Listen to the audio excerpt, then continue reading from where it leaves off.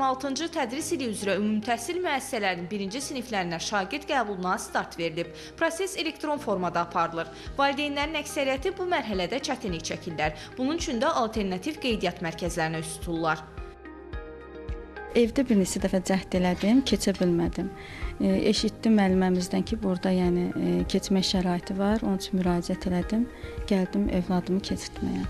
Böyük övladım da burada oxuduğu üçün, buranın təhsilindən, müəllimlərindən razı olduğum üçün bura müraciət elədim. Uzaqlıq, yaxınlıq məsafə olaraq fikirləşmədim. Sadəcə olaraq məktəbdə təhsil sistemi necədir, məktəbin idarə olunması necədir, yəni məktəbdə məzunların sayı, yəni yüksək bal toplayanların sayı, yəni bu kimi kriteriyaları nəzərə alaraq, yəni maraqlanaraq bu formada məktəb seçimi etmişəm. Ölkədə uşaqların məktəbə qəbulunu asanlaşdırmaq üçün 330 alternativ qeydiyyat mərkəzi də yaradılıb. Qəbul prosesi Azərbaycan və rus dili bölmələri üçün fərqli mərhələlərdən ibarətdir.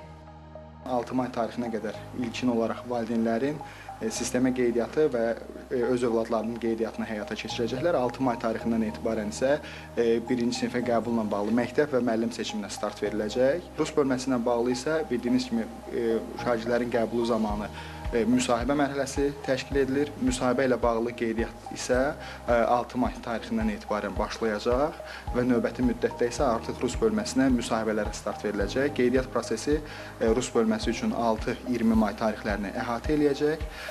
12 may tarixindən etibarən isə artıq rus bölməsinə qəbulla bağlı müsahibələr həyata keçiriləcək. Bu proses isə 31 may tarixinə qədər davam eləyəcək.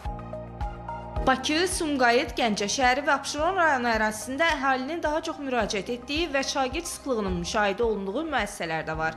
Bununla bağlı isə prioritetli qəbulun keçirilməsi nəzərdə tutulur, yəni seçim bir sıra meyarlara uyğun aparılır.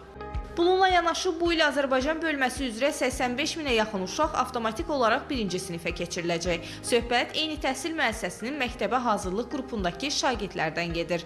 Salatın Pirmuradova, Emin Tağıyev, Telesər.